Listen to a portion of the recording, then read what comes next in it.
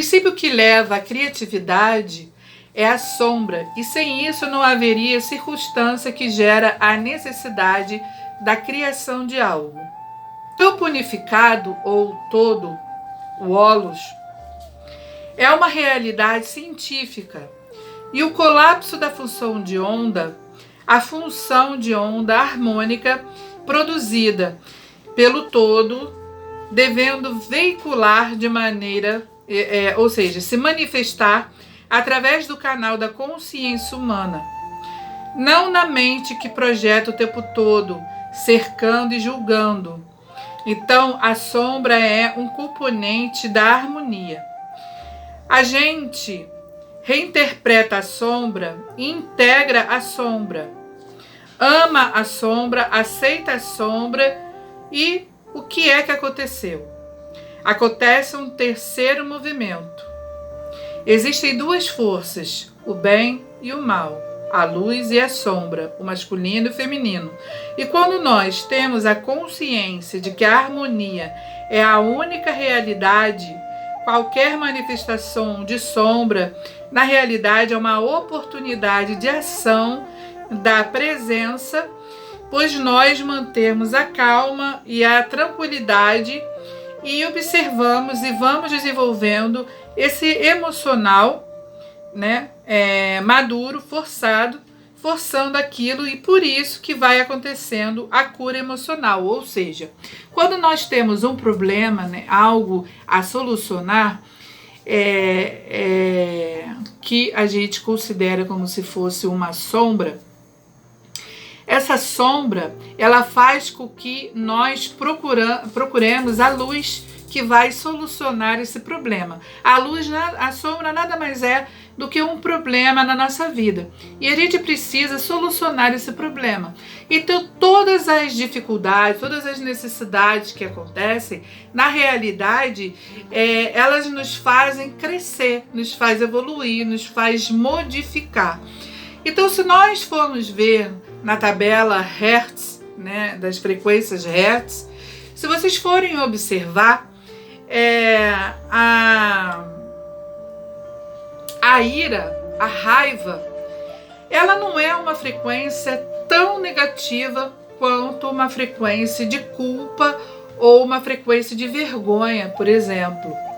A raiva, ela nos dá movimento. Quando a pessoa tem raiva, né, significa que ela está insatisfeita com alguma coisa que está acontecendo na vida dela e que ela não quer mais, né, que aquilo continue. Então, normalmente quando a gente sente uma raiva ou uma insatisfação com algum acontecimento, alguma coisa referente à nossa realidade, à nossa vida, isso nos faz nos movimentar.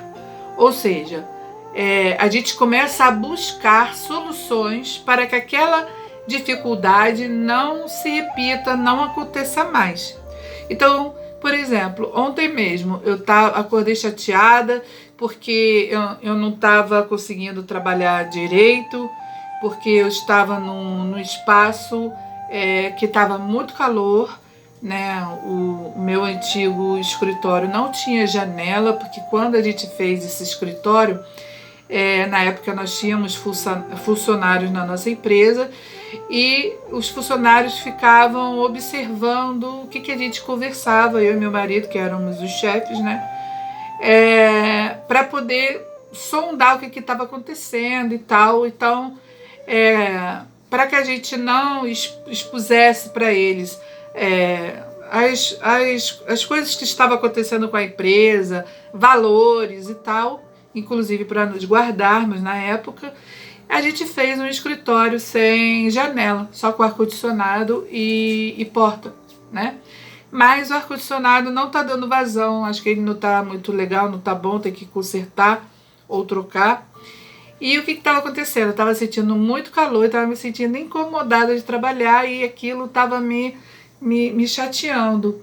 Então ontem eu acordei com a macaca, né, como se diz, com a pá virada. E a partir daquele momento que aquilo fez, chega, não quero mais, não vou trabalhar mais nesse lugar, eu acabei mudando, modificando, e vocês estão vendo que o meu cenário mudou. É um cenário provisório, eu estou num outro espaço aqui na minha casa, mas que tem 2 janelas, né, que tem uma circulação de ar maior, então é mais claro, inclusive, e se eu não tivesse me incomodado, né, eu ainda estaria vivenciando naquele mesmo lugar aquela reclamação, né? Ah, que lugar ruim, eu tô passando mal, não sei o quê.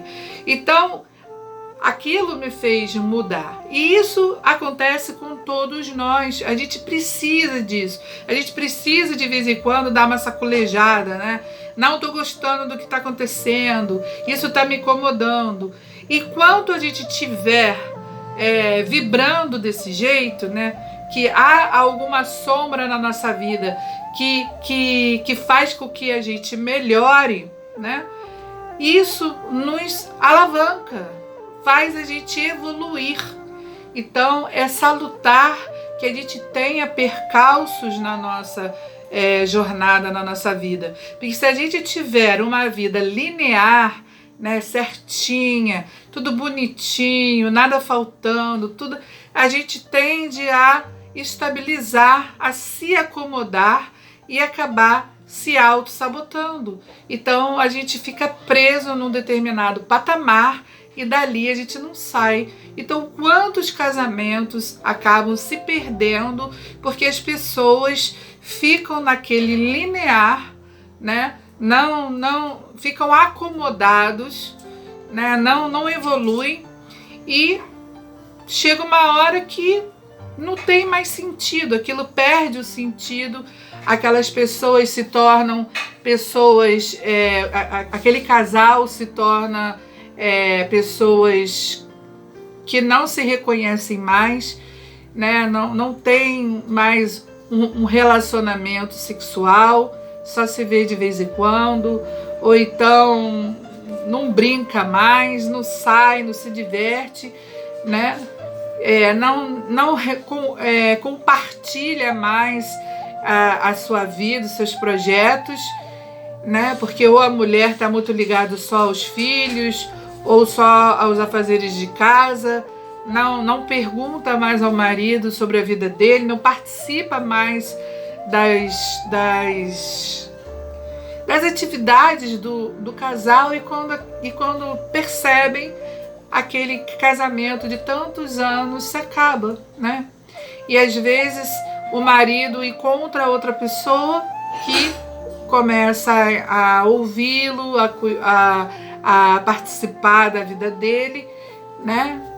E às vezes ele nem estava com a intenção de trair, de nada, mas ele encontra um novo porto seguro, uma nova vida, um novo motivo para viver em outra pessoa. E a pessoa fala: mas ele sempre foi um marido maravilhoso, nunca reclamou de nada.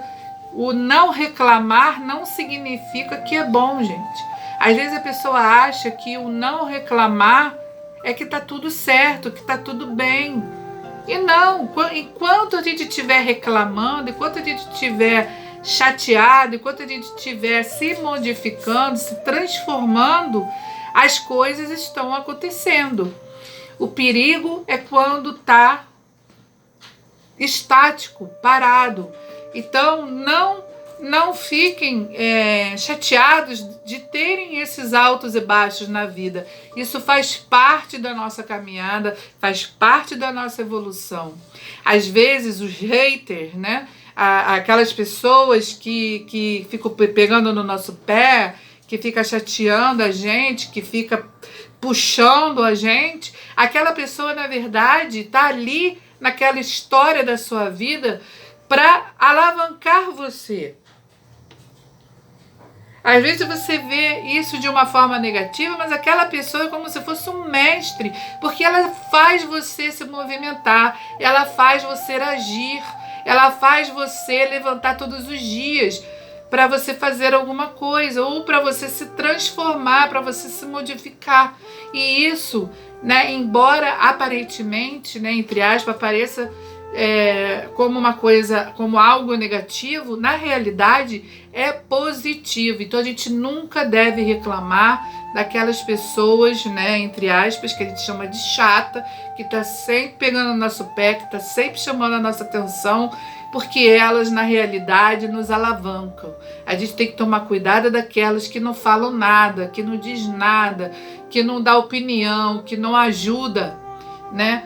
Que tá sempre em cima do muro. Essa que a gente tem que tomar cuidado, porque aparentemente parece que essa pessoa, né, é gente boa, tal, é essa que vai virar as costas para você na primeira oportunidade. E às vezes aquele que pega no teu pé todo dia, que tá ali junto de você, né, que se preocupa com você, é a que você vai poder contar caso aconteça alguma coisa. Então a gente precisa primeiro observar, né, não reclamar das situações da vida. Devemos entrar em verdes pastos, né? Entrar em águas profundas e tranquilas, ou seja, entrar dentro do nosso equilíbrio emocional, para que a gente possa enxergar, né? Para que a gente, através do equilíbrio, através da paz, da harmonia, enxergar novas oportunidades que podem se apresentar na nossa vida e seguir adiante, seguir em frente. Então, a gente aprendeu que nem sempre, né, a sombra é algo ruim. Às vezes a sombra tá ali para nos alavancar. Quantas vezes a pessoa às vezes está trabalhando demais, né? Vira à noite trabalhando, só pensa em trabalho e de repente, né, acontece alguma coisa, ela quebra o pé ou ela se machuca e ela é obrigada a parar. O nosso corpo, ele faz isso, ele nos obriga a parar. Significa que, preste atenção, você está indo longe demais, você está se esforçando demais, cuide mais de você, observe mais a sua vida, tenha consciência do que você está fazendo, olhe mais para as pessoas que estão à sua volta. Então, às vezes, uma doença, uma virose, um pé quebrado, uma topada, às vezes é o universo dizendo pra gente dar uma freada, dar uma parada, pelo menos um pouquinho, para que a gente possa se reestruturar, se realinhar. Então, é algo negativo, não é legal, óbvio, mas na essência é algo muito positivo. Então aqui, no emocional da pessoa, né, na Bíblia fala que a cura do Espírito Santo, que a cura do Espírito de Deus é uma espada de 2 gumes, que ela vai na raiz da coluna cervical da pessoa até o DNA. Uma cura que desata os nós, é uma cura emocional que dissipa a ação do ego. Então deixe o ego morrer, ou seja, deixe as reações instintivas do medo, a ansiedade, a dúvida, as carências, a procrastinação, a preguiça. Tudo isso você tem que deixar morrer. É saber que isso, na verdade, é um comportamento do nosso ego. E é saber que o superego que existe dentro de nós não vai mais se submeter à supremacia do pequeno ego, que são essas pequenas picuinhas que fazem, né, todo o desequilíbrio do nosso dia a dia. E assim vai se estabelecendo um novo comportamento nas nossas vidas e construindo um racional no intelecto, na vida emocional da pessoa. Então somos escravos de tudo que desconhecemos e senhores de tudo aquilo que nós sabemos. O que isso significa? Somos escravos de tudo que desconhecemos e senhores de tudo o que sabemos, de tudo o que conhecemos.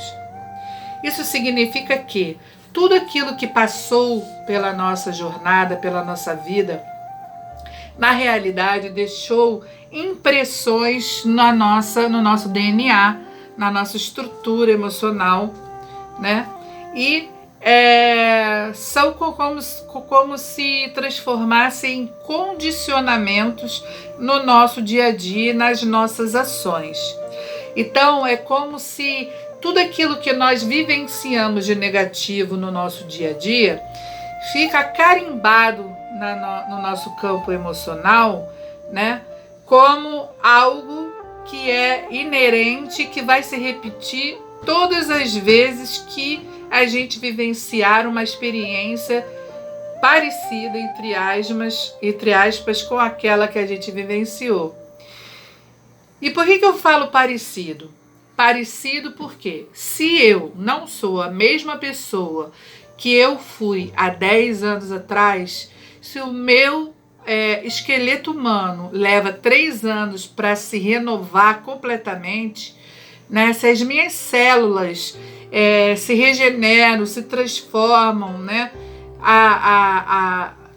Durante os dias que eu vou vivendo, como assim, né? Eu, Kátia, ou você, continua agindo e pensando da mesma forma que há 10, 20 anos atrás? Não, nunca, jamais, né? A gente evolui, a gente cresce, a gente é como uma planta, né? Uma semente de uma árvore, enquanto ela é uma semente, ela é pequenininha, mas ela tem ali dentro a probabilidade, né, o poder de se transformar numa árvore enorme, frondosa, com um tronco centenário.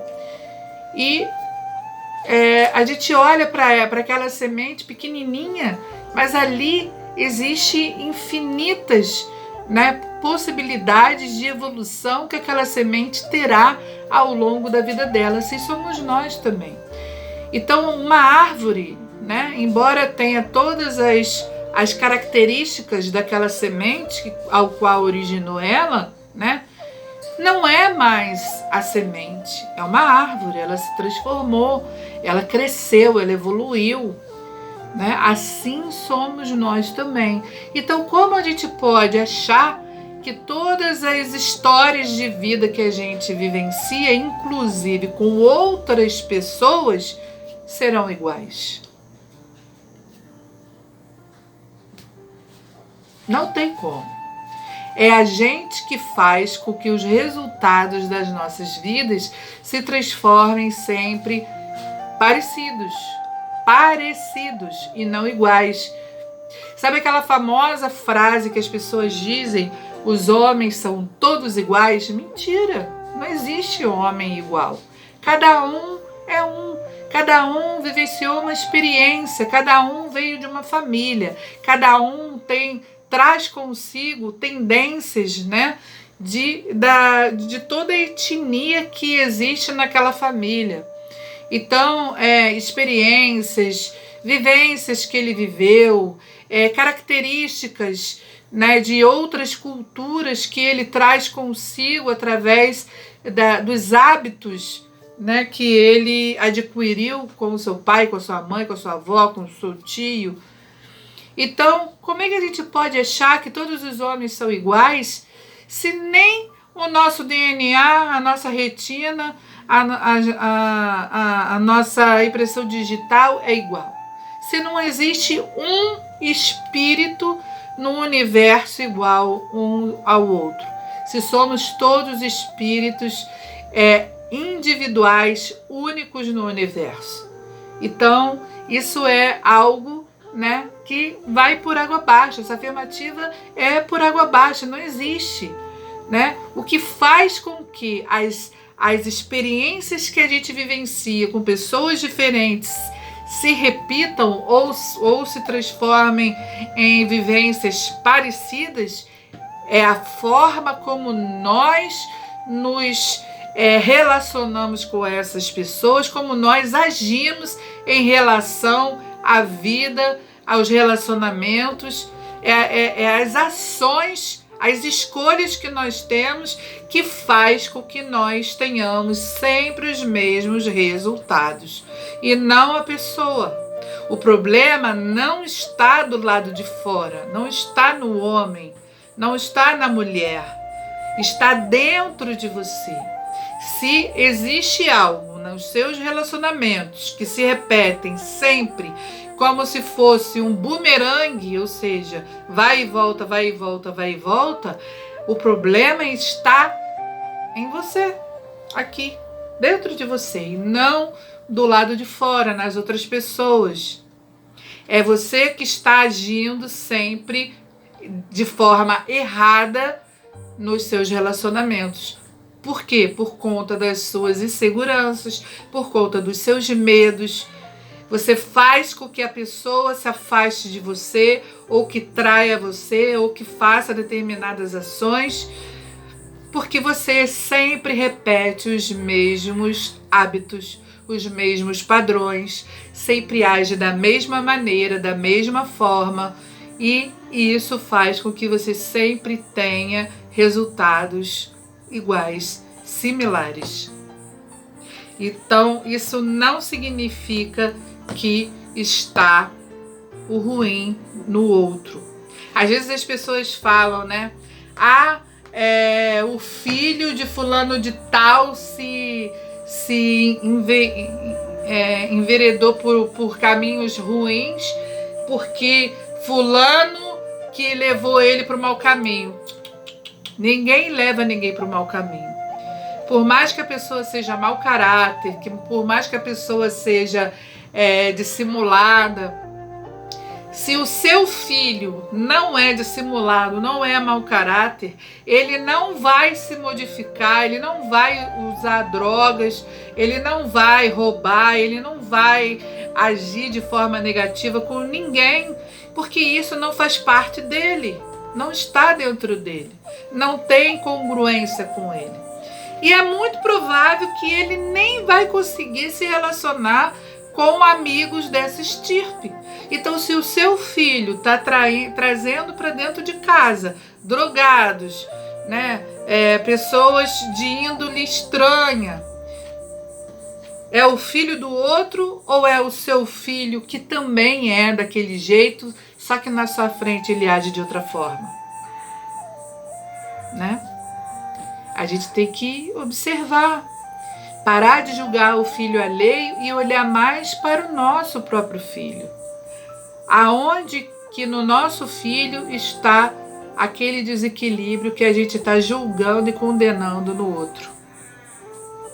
Então, muitas vezes a gente fica procurando uma solução, ou procurando um rótulo, né, do lado de fora, do lado externo, para algo, e a gente não enxerga o óbvio que está ali na nossa frente. Jesus disse: semelhante atrai seu semelhante. Então, se o seu filho está atraindo esse tipo de amizade, fica de olho, porque ele pode estar desenvolvendo algo aí na personalidade dele que não é legal, ou que você não ache legal para a sua vida. Então, aqui nessa dissertativa que nós estudamos, somos escravos de tudo o que desconhecemos e senhores de tudo o que conhecemos, significa que nós nos tornamos escravos dos nossos medos, né, de tudo aquilo que a gente vivenciou até aqui, né? E a partir desse momento a gente passa a julgar os outros, ou os relacionamentos, ou as situações parecidas, como se fosse tudo a mesma coisa, e não é. Justamente o desconhecido é que é legal, porque a partir do momento que você desconhece alguma coisa, que você não sabe como aquilo vai terminar, isso é como se fosse uma criança, né, que quando é pequena, ela acha que o mundo é uma grande aventura. Ela sobe em cima do sofá, ela sobe em cima dos armários, né? Ela não tem limites, ela não tem medo, porque ela não vivenciou algo negativo em relação a essa situação.